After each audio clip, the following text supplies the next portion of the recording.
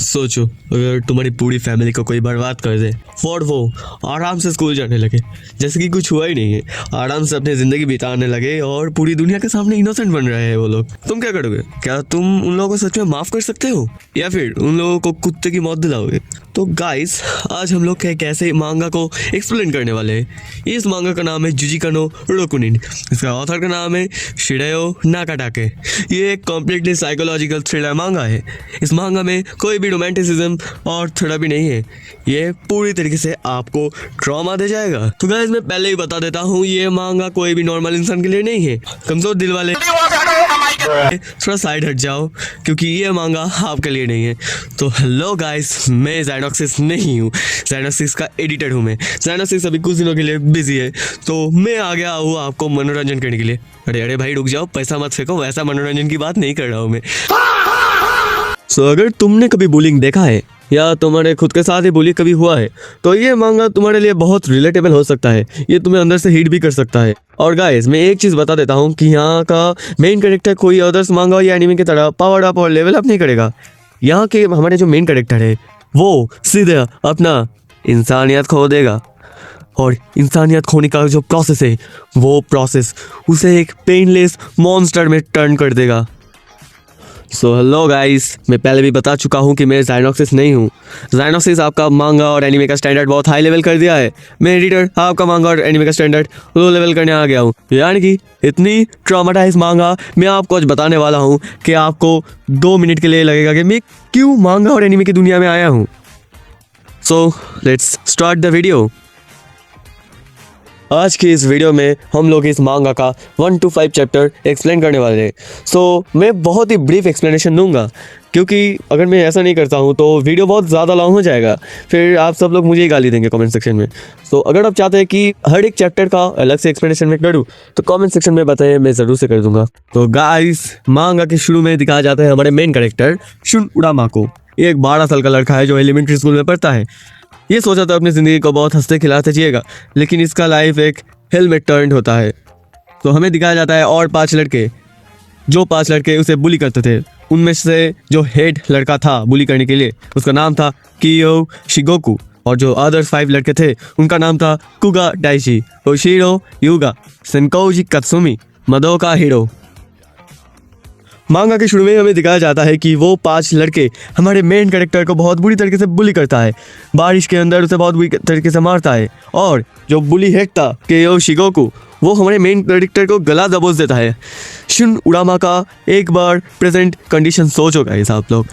एक 12 साल का लड़का उसे गला दबोच के मारा जा रहा है। वो सिर्फ यही सोच सकता है कि क्या यही मेरा आखिरी वक्त है, कि यही मेरी ज़िंदगी ख़त्म हो जाएगी। उसके बाद हम लोग देखते हैं कि वो लड़का यानी शुन उडामा हमारा मेन कैरेक्टर रिवर में से एक किटन को बचाता है और वो पूरी तरीके से भीग जाता है। जब वो घर आता है तो एकदम ऐसे बिहेव करता है जैसे कि कुछ नहीं हुआ, वो बहुत खुश है, लेकिन उसके अंदर ही अंदर बहुत पेन होता है। फिर हम देखते हैं कि उसका भाई जिसका नाम है ककोरू उडामा, उसका भाई उसे बहुत प्यार करता है और बोलता है कि ब्रदर देखो मैंने कुछ किटन को ले आया है घर पर। सो इसके बाद ही हमें दिखाया जाता है चैप्टर 1 में ही कि जो 5 लड़के के गैंग थे वो बुली करता था शुन उडामा को, और वो वही तक स्टॉप नहीं हुए, वो उसकी फैमिली को भी टारगेट किया था, और उसके भाई का जो प्यारा किटन था जो उसे बहुत प्यार करता था उसे टारगेट किया था। और हमें दिखाया जाता है कि शुन किटन को बचाने के लिए एक जंगल में घुस जा रहा है बिना जान के कि इस जंगल कहाँ तक जाता है। और जब वो जाता है जंगल के बीचों बीच सब देखता है वो किटन मरा हुआ पड़ा था। तभी उसे बहुत दुख होता है, लेकिन उसी दिन उससे मुलाकात होती है उसकी ग्रैंडफादर की जिसका नाम था नोबोरू उडामा, और यही है the game changer man in this मांगा। तो गाइस, इस चैप्टर के अंदर ऑलरेडी बहुत कुछ हो गया है, लेकिन और भी होना बाकी है। आप सिर्फ देखते जाइए और बने रहिए वीडियो के साथ। तो हमने देखा था कि उसके साथ उसके ग्रैंडफादर की मुलाकात हो गया है। उसके ग्रैंडफादर उसे घर पहुंचा देता है और वो घर जाके अपने माँ बाप को सब कुछ बता देता है कैसे कैसे बुली हुआ था उसके साथ। और वही समय उसके पेरेंट्स डिटरमाइंड होते हैं कि वो लोग उडामा के स्कूल को चेंज कर देंगे। वो लोग वैसा ही करते हैं, वो लोग स्कूल चेंज करके दूसरी जगह चले जाते हैं। लेकिन ये फेट, ये हरामी चूतिया फेट, डेस्टिनी हमारे मेन कैरेक्टर शुन उडामा को शांति से जीने नहीं देगा गाइस, मैं बता दे रहा हूँ। इसके बाद ही हम लोग देखते हैं कि शुन उडामा के पेरेंट्स घर जाते हैं एक कार से, एक हिल से गुजरने वाले होते हैं, और तभी क्यों शिगोकू जो बुली हेड था वो एक प्लान बनाता है। और जब हिल के साइड से शिन का माँ का गाड़ी जाता है उस गाड़ी को एक्सीडेंट करा देता है शिगोकू। और हम देख सकते हैं कि उसके माँ बाप स्पॉट डेड हो गए थे और उसका भाई थोड़ा सा जिंदा था, लेकिन उसे आग से जला दिया। नहीं जरा सोचो, इतना साइको कोई कैसे हो सकता है, वो भी इतनी छोटी उम्र में। उसका भाई कोमा में चला गया था और यह देखकर शुन पूरा अंदर से ब्रेक डाउन हो गया था। तभी शुन को रेस्क्यू करने आता है उसके ग्रैंडफादर का नाम था नोबोरू उरामा। और यही है हमारे कहानी का गेम चेंजर। यही हमारे कहानी के मेन कैरेक्टर को ट्रेन करता है कि कैसे अपनी इंसानियत खोई जाए। तो इसके बाद उसके ग्रैंडफादर के पास ही वो रहने लगता है। उसका ग्रैंडफादर उसे ट्रेनिंग देता है, क्योंकि उसके ग्रैंडफादर किटायामा कॉर्प्स के अंडर एक समय ट्रेनिंग लिया था। तो उसी ट्रेनिंग से वो शुन को ट्रेन करता है और वो शुन को इंसानियत खोने पे मजबूर कर देता है ताकि शुन अपना रिवेंज पूरी तरीके से ले सके। तो इसके बाद दूसरे चैप्टर पे आते हैं। इसके बाद चैप्टर 2 में हम देखते हैं कि हमारे मेन कैरेक्टर एक हाई स्कूल में जाता है और वो क्लासरूम में जाता है, लेकिन उसके आंखों में से ही पता चल रहा है कि उसके अंदर बिल्कुल भी इंसानियत नहीं है। वो बिल्कुल मॉन्स्टर बन चुका है। उस समय एक लड़की उसको बहुत पसंद कर लेता है। उस लड़की का नाम है चिजुरू आजुमा। वो लड़की अपने दोस्तों को उसके बारे में बताता भी है। ठीक उसी समय हमारे शुन का मुलाकात होता है उसके पुराने 2 बुली ग्रुप के साथ, यानी कि कुगाडाइची और सिनकोजी कासुमी के साथ। वो 2 लोग उसे धक्का मार के फेंक देते हैं और उसके साथ बुरा व्यवहार करते हैं। आजुमा बता रहा था कि वो प्रिंसिपल को कंप्लेंट करेगा इसके बारे में, लेकिन शुन आजुमा को सख्त मना कर देता है क्योंकि शुन उनसे रिवेंज लेना चाहता था अपने हाथों से। गाइस सोचो कैसा साइकोपैथिक हैवानियत थिंकिंग है ये। इसके बाद हम देख सकते हैं कि जब हमारा उरामा घर जा रहा होता है तब आजुमा उसे चुपके से फॉलो करने लगता है। जब आजुमा उसे फॉलो कर रहा था तभी आजुमा को एक वियर्ड देखने वाला लड़का, या उसे जानवर भी कह सकते हैं हम लोग, वो आजुमा को पकड़ लेता है और आजुमा के साथ बहुत बुरी हरकतें करने लगता है। ठीक उसी समय शुन भाग के आता है और एक फ्लाइंग किक मारता है उस लड़के के मुंह पे। उसके गोटे मुंह पे आ जाते हैं और शुन आजुमा को रेस्क्यू करता है। और उसी समय शुन उस आदमी या जानवर को खत्म कर देता है, यानी मार देता है। इसी चैप्टर में हमें यह भी दिखाया जाता है कि शुन कैसे हार्टलेस बन गया है और वो कैसे और कितनी आसानी से पीपल को किल कर सकता है। अगले दिन हमें दिखाया जाता है कि उरामा स्कूल जाता है और आजुमा उसे की चेन देता है और बोलता है कि ये एक लकी चार्म है, इसे अगर तुम पास रखोगे अपने तो तुम सेफ रहोगे हर समय। उसके बाद उसकी मुलाकात होती है कात्सुमी से, सिनकोजी कात्सुमी। उसे देखकर उसे अपनी बचपन की ट्रेजेडी भरी याददाश्त वापस आ जाता है। जैसे ही तुमको रात को उसकी याद आती है ना, झूठ मत बोलो। Emotional damage. तो हम लोग देख सकते हैं कि कासुमी यहाँ पे एक टॉय गन के अंदर एक कॉकरोच को घुसा के प्रेस कर देता है और वो कॉकरोच बुरी तरीके से मारा जाता है।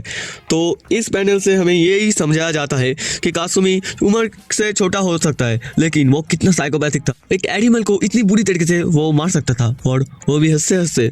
यही चीज़ अपने उरामा को गूज़बम्स दे देता है अभी भी। लेकिन द स्ट्रेंज थिंग इज कासुमी अपने आप से आके उरामा से दोस्ती करता है, उसके साथ हैंग आउट करने के लिए बोलता है।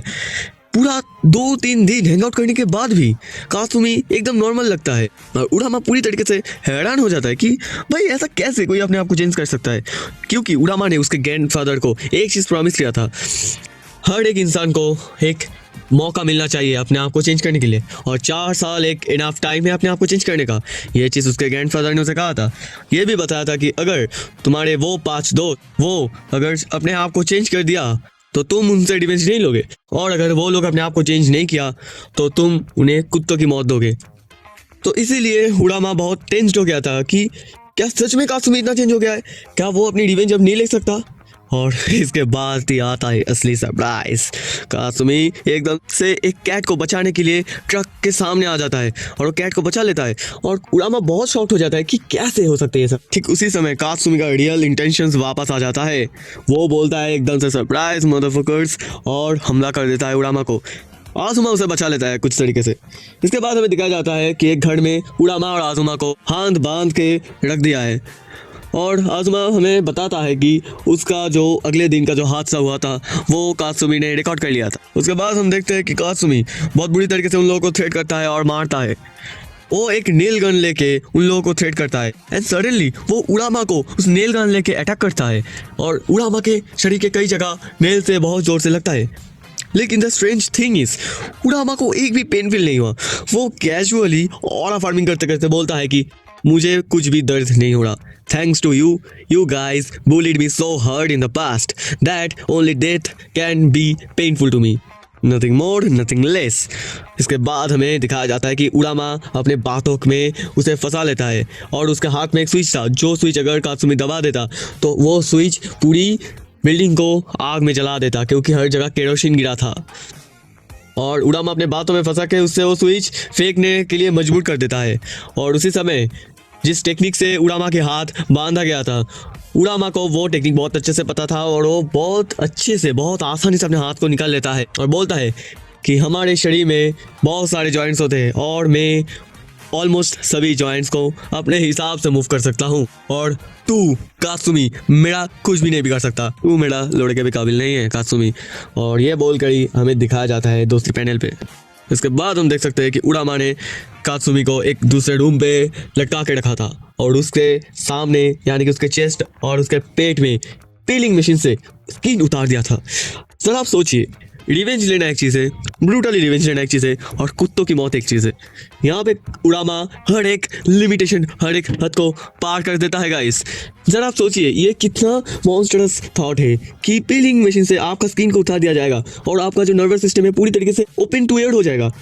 और जब ऐसा होता है, अगर तब एक छोटा सा भी टच लगे आपके नर्व्स पे तो इतनी गर्मी आपको महसूस होगा कि जैसे कि आपकी पूरी स्किन सूरज की आग में जल रहा हो।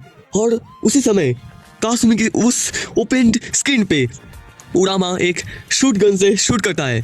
शूट गन यानी एयर गन, मैं बता रहा हूँ। जैसा ही एयर गन जब वो छोटा था उसे बुली करने के लिए यूज़ किया जाता था, वैसे एयर गन से शूट करता है और कात्सुमी दर्द से चीखता है, उसके शरीर से खून बहता है। हम देखते हैं कि कात्सुमी बहुत पेन में है और वो अपने मन में जो हेट था उड़ामा के लिए वो सब बता देता है और उड़ामा बहुत खुश होता है क्योंकि उसे अपनी रिवेंज के लिए फ्यूल मिल गया था।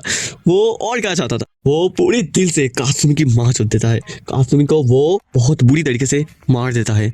इसके बाद लास्ट पैनल में हमें दिखाया जाता है कि वो घर से निकल के आजुमा को बोलता है कि आज जो हुआ ये सिर्फ तुम जानोगे, सिर्फ मैं जानूंगा, और ये खबर अगर और कोई जानता है तो मैं तुम्हें भी मार दूंगा। आजुमा डर जाता है। आजुमा का पैंट ऑलरेडी गीला हो गया था, वो और भी डर जाता है। उसके बाद हम देखते हैं कि जब उड़ामा घर आता है तो उसके ग्रैंडफादर उसे देखते ही समझ जाता है कि उसने आज रिवेंज लिया था, और उसका ग्रैंडफादर बोलता है कि तुम जाओ रेस्ट लो, डिस्पोजल का काम मैं कर लूंगा। इसके बाद के चैप्टर में हमें ये दिखाया जाता है कि उड़ामा अपने अगले टारगेट को ढूंढता है। तो गाइस इसके साथ ही हमारे चैप्टर 1 to 5 का एक्सप्लेनेशन खत्म होता है। तो यहाँ पे सिनेरियो कुछ ऐसा ही हो जाता है कि शून उड़ामा हमारे यहाँ पे जो मेन कैरेक्टर है वो इसी तरीके से रिवेंज लेने लगता है। ये तो सिर्फ उसकी चिंगारी है बाकी रिवेंज लेने की, वो इसके बाद और भी बुरी तरीके से किल करने लगता है। सो वो चीज़ हम लोग अगले वीडियो में बताएंगे। I think the video is not too big, I think you will like it. Comment section में बताना अगर आप पर्टिकुलरली एक एक चैप्टर का एक्सप्लेनेशन चाहते हो तो मैं इसी स्टाइल से और इससे भी बढ़िया तरीके से आपको रिप्रेजेंट करने की कोशिश करूँगा। और भाई एक बात याद रखना, हमारे शून उड़ामा यहाँ का धुरंधर है, इसलिए वो ये सिर्फ यही मोटिवेशन रखता है कि घायल नहीं घातक हूँ मैं। और ये एक बात और भी याद रखना कि ज़ायनॉक्सिस ने कहा था कि कुछ जख्म वक्त के साथ नहीं भरते, ये जख्म सिर्फ हिसाब के साथ भरते हैं, यानी कि revenge is the only option that's left to you. So let's end this video. I hope you will like it. If you like the content and the explanation, please hit the like button, hit the subscribe button and also hit the bell button and click it to all so that every video that we post will notify you. So मिलते हैं अगले video के अंदर। Bye bye guys.